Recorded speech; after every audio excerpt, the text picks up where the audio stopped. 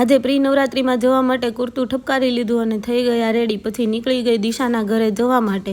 દિશાના ઘરે પહોંચી અને એના બા અને મમ્મીને જય શ્રી કૃષ્ણ કહી આ લોકો જો હજી તો રેડી નથી થયા અને મને ક્યારના ફોનમાં ઘસકાવતા હતા કે ફટાફટ રેડી થઈને આવે, ફટાફટ રેડી થઈને આવે.